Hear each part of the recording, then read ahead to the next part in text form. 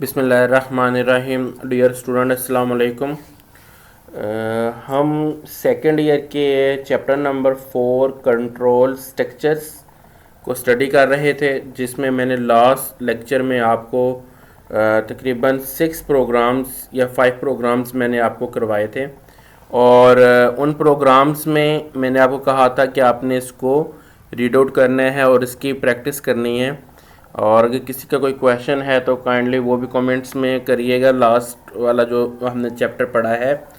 तो आज हम उसी चैप्टर को आगे लेके चलते हैं और इसका प्रॉब्लम नंबर 6 हम देखते हैं कि प्रॉब्लम नंबर 6 में क्या चीज़ हो रही है। जो चीज़ आज हम स्टडी करने वाले हैं वो है स्विच स्टेटमेंट।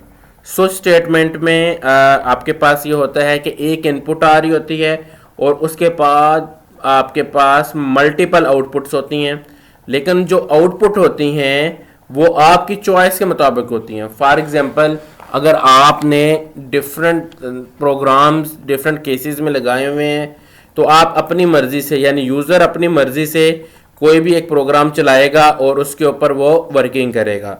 ठीक है, तो आज हम ये देखते हैं। ये आपका पेज नंबर 76 है सेकेंड ईयर की बुक का। इसमें स्विच स्टेटमेंट है और स्विच स्टेटमेंट आपको बताती है कि आपके पास मल्टीपल जो केसेस हैं उसमें से कोई एक केस आपने चलाना है। तो ये एक प्रोग्राम आपके सामने लिखा हुआ है, following programme read the integer 1 to 7, यानी कि 1 से लेकर 7 नंबर तक आपने कोई भी एक नंबर एंटर करना है, तो वो आपको बता देगा कि आपका डे कौन सा है, संडे है, मंडे है, ट्यूसडे है। तो 1 वो कह रहा है कि मंडे है, तो मंडे से हम स्टार्ट करेंगे और ऑनवर्ड आप इसको आगे लेकर जाएंगे। तो इस सारे का प्रोग्राम मैं यहाँ पे आपके सामने बनाता हूँ। तो सबसे पहले हमने इंक्लूड आईओ स्ट्रीम किया जी। आईओ स्ट्रीम किस लिए करते हैं, आप स्टूडेंट्स को सब आइडिया होगा कि आई का मतलब होता है इनपुट और ओ का मतलब होता है आउटपुट। तो ये आप इसके लिए आपके पास एक लाइब्रेरी फाइल होती है, इसको आप इंक्लूड करवाते हैं। उसके बाद मैंने इंट मेन ले लिया जो आप स्ट्रक्चर्स के लिए यूज़ करते हैं। तो स्ट्रक्चर्स में मैंने इनपुट आपका यहाँ पे इंट कर दिया और यहाँ पे मैं आपका रिटर्न 0 कर दूंगा। रिटर्न 0 मैंने ये कर दिया। अच्छा जी, रिटर्न 0 के बाद अब मैंने एक इनपुट लेनी है और वो इनपुट 1 से लेकर 7 तक कोई भी एक नंबर होगा। तो सबसे पहले मैं एक इंटीजर लूँगा जिसको मैं कहूँगा उसकी वैल्यू a है। एक वेरिएबल ले लिया जिसकी वैल्यू a है। अब इसी वैल्यू को मैं यूज़र से इन करवाऊँगा। तो जैसे कि आप अपना इसको यूज़र फ्रेंडली बनाने के लिए /n नेक्स्ट लाइन के लिए होता है इंटर एन इंटीजर 1 to 7। ठीक है, आपने कोई भी नंबर लेना है 1 से लेकर 7 तक। ठीक है, और उसके बाद आपने इसको सी इन करवा लेना है और ये मेरे पास सी इन कोई भी एक नंबर जो होगा वो आपके पास यहाँ पर जाकर ये सी इन हो जाएगा। ठीक है, तो अब हमने एक कीवर्ड यूज़ करना है जिसको रिजर्व वर्ड भी बोलते हैं, उसको कहते हैं स्विच। स्विच स्टेटमेंट हम यहाँ पे यूज़ करेंगे और जो आपने वहाँ पे ए इंटर किया है वो आपके पास यहाँ पर आ जाएगा और इसके बाद आपके पास स्विच की ब्रैकेट्स आएंगी और स्विच की ब्रैकेट्स के बाद आपके पास यहाँ पे केसेस लगेंगे। फॉर एग्जांपल केस 1 में हम कहते हैं कि आपके पास जो डाटा आएगा, अगर कोई 1 प्रेस करेगा तो उसकी आउटपुट जो भी आएगी वो आपके पास यहाँ पर आप वहाँ मेंशन कर देंगे। ठीक है, तो मैं यहाँ पे मेंशन करूँगा मंडे।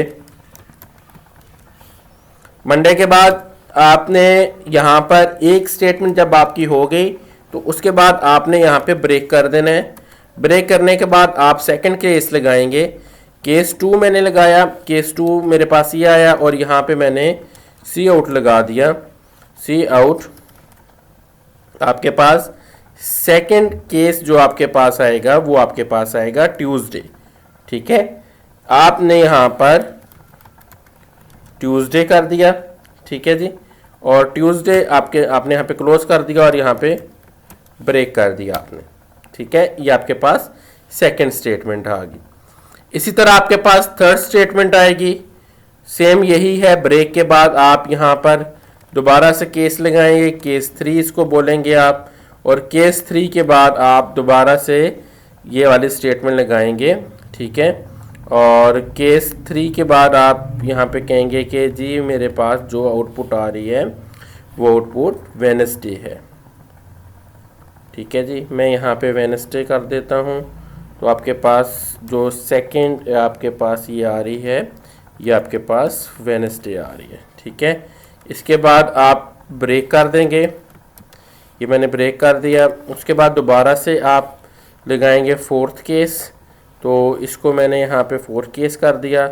ये आपके पास जो स्टेटमेंट आएगी, वेडनेसडे के बाद जो आप लेकर जाओगे वो आप थर्सडे पर लेकर जाओगे। तो आप इसको करेंगे जी ये थर्सडे है आपके पास।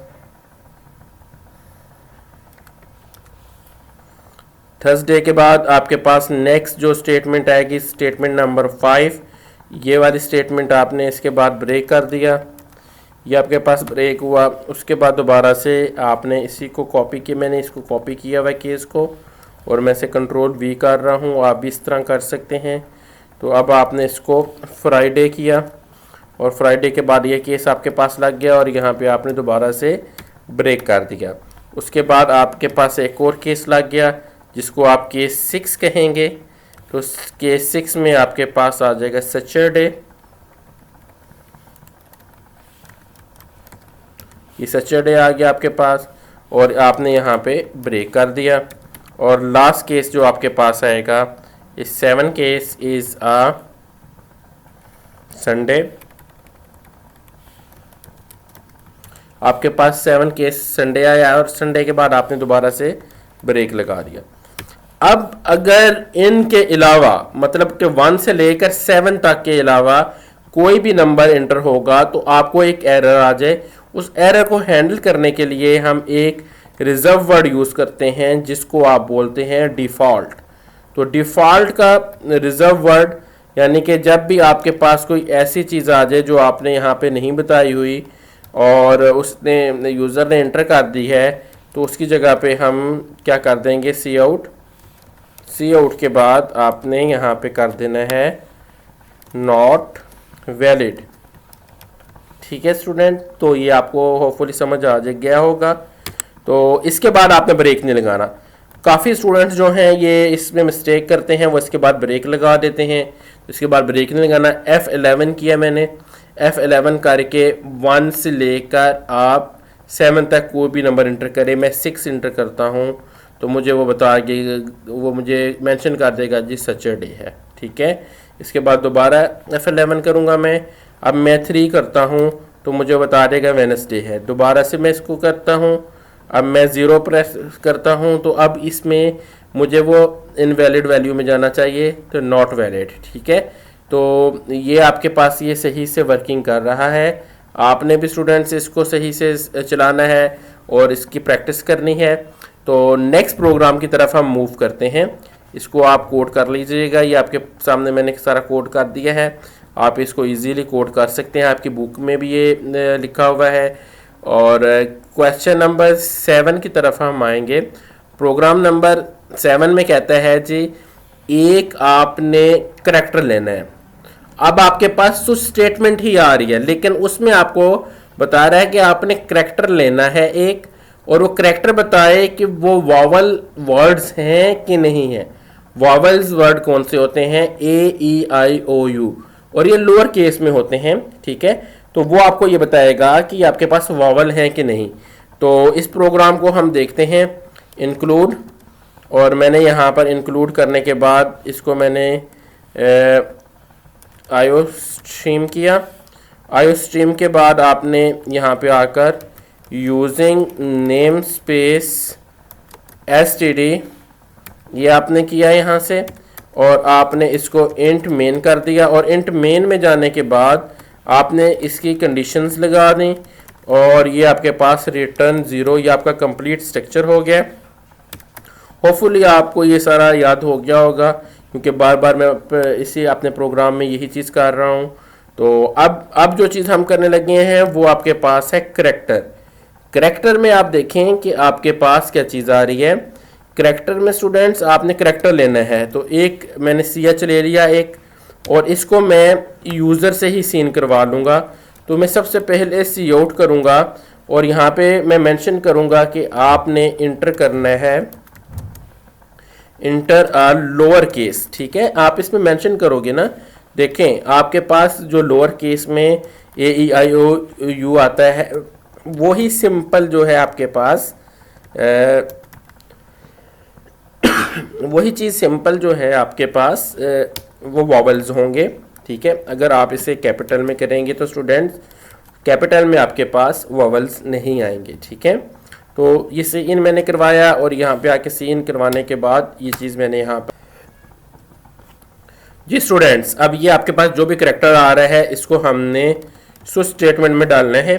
तो करैक्टर जो भी मेरे पास आया है सबसे पहले मैंने स्विच स्टेटमेंट में डाला और आपके पास ये ब्रैकेट्स आ गई। अब आपके पास केसेस लगेंगे। केस आपके पास फर्स्ट जो आएगा उसको आप कहेंगे, ये सिंगल इन्वर्टेड कॉमास में जो आपके पास आता है ए। ठीक है जी, सबसे पहला केस आपके पास ए आया। ए के बाद आपके पास केस सेकंड वाला जो आया वो ई आया। ठीक है जी, तो आपने इसके दरम्यान में भी जो केस लगाना है ये आपके पास सेकंड ई आया, और थर्ड केस आप इसमें आकर आई करेंगे। ठीक है जी, ये आपके पास ये वाला केस आई आ गया, और उसके बाद आपके पास नेक्स्ट केस जो है वो ओ आएगा। ठीक है स्टूडेंट, ये आपके पास ओ आ गया, और उसके बाद जो लास्ट आपके पास आएगा वो केस आपके पास यू आएगा। तो इसके दरमियान में देखें लास्ट वाला जो हमने प्रोग्राम किया है उसमें आप क्या करते हैं, उसमें आप मेंशन कर देते हैं ब्रेक के बाद। लेकिन क्योंकि ये सारी कंडीशन का ट्रू होना मस्ट है, यानी कि वॉवल्स का सारी चीज़ों का पता होना मस्ट है, तो वो इसलिए आप यहाँ पे ब्रेक नहीं लगाएंगे। और ब्रेक जब आप नहीं लगाएंगे तो फिर उसके बाद आप, तो ये आपके पास ये 5 की 5 कंडीशन ट्रू होने के बाद आपको बताएगा कि आपके पास इसमें वॉवल कौन सा है।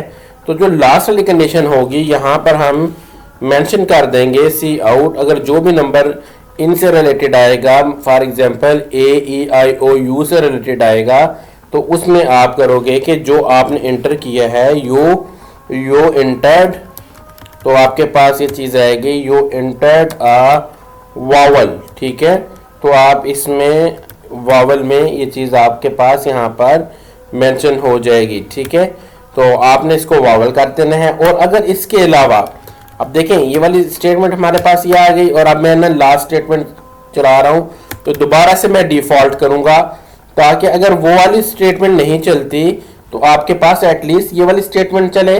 और इसमें आपके पास सी आउट क्या चीज़ आ जाएगी, सी आउट में आप जाकर क्या करेंगे, यो इंटर्ड,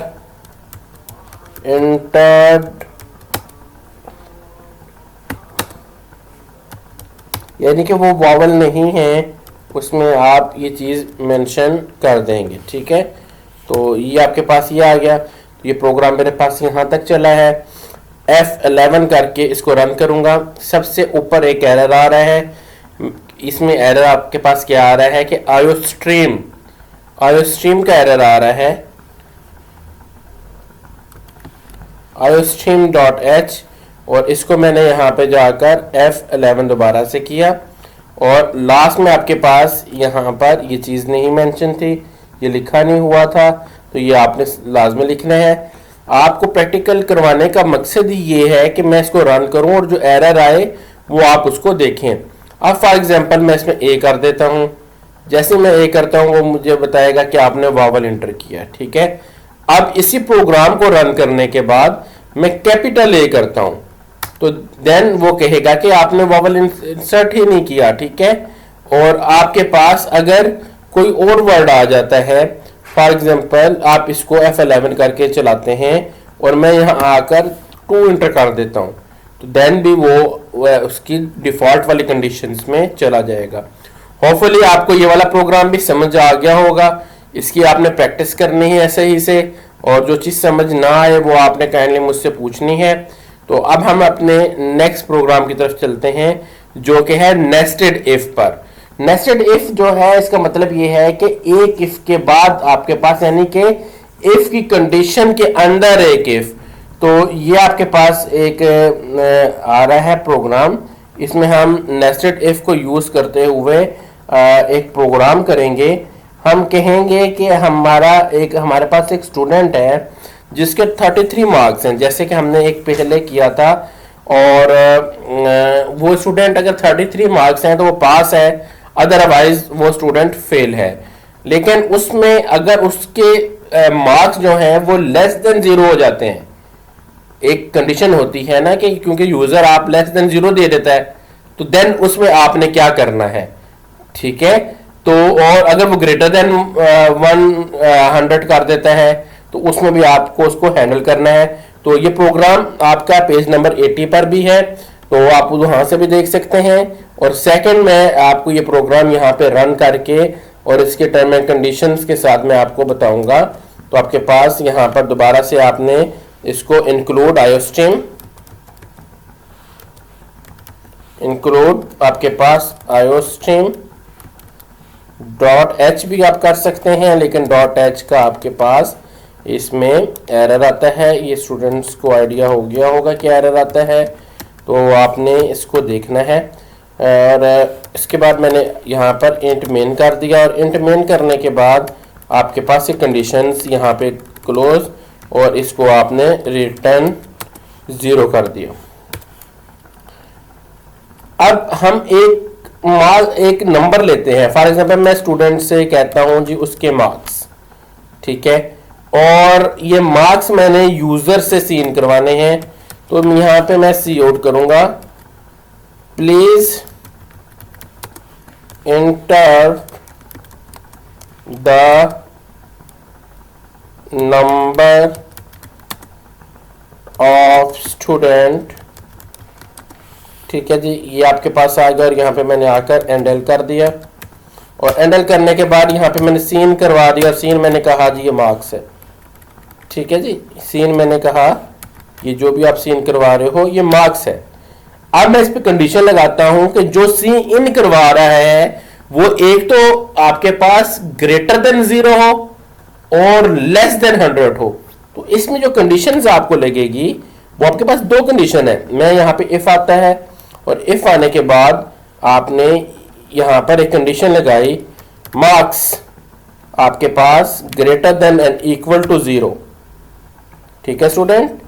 और सेकंड कंडीशन आपके पास आई एंड आप दोबारा से लगाएंगे, मार्क्स आपके पास आएंगे less than and equal to 100, यानी कि less than and equal to 100 होना चाहिए, और greater than and equal to आपके पास 0 आने चाहिए। तो इसको मैं यहां से रन करूंगा, आपके पास ये कंडीशंस ये आ गई, ये दो मेन कंडीशंस आ गई। अब आपने सेकंड कंडीशन ये लगानी है कि एक तो आपके पास यहां पर एक एरर एक चीज आ रही है कि अगर वो ग्रेटर देन 0 है और लेस देन 100 है देन वो इसके अंदर आए, लेकिन अगर वो ये नहीं है तो आपके पास यहां पे एल्स कंडीशन में आना चाहिए, और एल्स कंडीशन में आकर बता देगा वो कि आप जो एंटर कर रहे हो वो आपके पास इनवैलिड वैल्यू है, वो आपके पास इनवैलिड वैल्यू है, ठीक है। तो आपने यहां पे मेंशन कर देना है इनवैलिड वैल्यू का। अब अगर जो वैलिड वैल्यू है, अब वैलिड वैल्यू के ऊपर एक और कंडीशन लग रही है कि वो 0 से तो बड़ा है, क्या वो 33 से छोटा है? अगर तो छोटा है तो वो फेल हो जाएगा स्टूडेंट, और अगर वो 33 से बड़ा होता है तो वो पास हो जाएगा। तो आपके पास यहां पे एक और बार कंडीशन चेक होगी कि अगर तो वो 0 से बड़ा है लेकिन वही मार्क्स जो हैं वो greater than and equal to 33 हैं, देन आप यहां पे कंडीशन लगाएंगे और वो आपके पास आएगा सी आउट स्टूडेंट वहां पर पास हो गया, ठीक है। स्टूडेंट पास। ठीक है जी, ये मैंने एक कंडीशन लगा दी यहाँ पर। और आपके पास सेकंड एल्स में आपके पास स्टूडेंट आ गए कि आपने, अगर वो नहीं है तो इसका मतलब है कि स्टूडेंट जो आ गया वो आपके पास फेल हो गया। तो आप यहां पर जो चीज लगाएंगे वो फेल का लगाएंगे। तो अब हम इस प्रोग्राम को रन करते हैं और तीनों कंडीशंस लेकर चलते हैं। F11 करूंगा जी। F11 करने के बाद आप इसमें कह रहे हो जी स्टूडेंट्स इंटर द नंबर्स। अगर मैं करता हूं इसमें 0 तो आप डायरेक्ट फेल में जा रहे हो। ठीक है, क्योंकि 0 जो है वो आपके पास 33 से छोटा है। ठीक है, और अगर आप यहां पर आकर F11 करने के बाद करते हैं -1 तो आपके पास इनवैलिड वैल्यू आ रही है। ठीक है, और अगर आप इसमें यहां पर जाकर दोबारा से F11 करें, आप यहां पे कहते हैं 95 तो स्टूडेंट पास है। और इसी में एक और कंडीशंस आप लगाएंगे कि अगर आप इसको रन करते हैं 101 से, यानी कि 100 से ऊपर चले जाते हैं, तो भी आपके पास इनवैलिड वैल्यू आएगी। होपफुली आपको ये सारा समझ आ गया होगा और आप इसकी प्रैक्टिस करें ज़्यादा से ज़्यादा। आप अपने कॉन्सेप्ट यहाँ से ही बिल्ड कर लेंगे तो आप आगे जाकर जो इंजीनियरिंग के या बीएस में जो स्टूडेंट जाएंगे उसमें ज़्यादातर कोर्सेज ही ये होते हैं, वो कोर्सेज ही आप ये लेके चलते हैं। और क्योंकि ये मदर ऑफ लैंग्वेज है और ये आपके कॉन्सेप्ट को बिल्ड करती है, तो इंशाल्लाह इसकी प्रैक्टिस करें। इंशाल्लाह नेक्स्ट लेक्चर लेकर दोबारा से आपको गाइड करने के लिए दोबारा नेक्स्ट न्यू लेक्चर के साथ आऊँगा। तब तक के लिए अल्लाह हाफिज़। अस्सलामु अलैकुम व रहमतुल्लाह।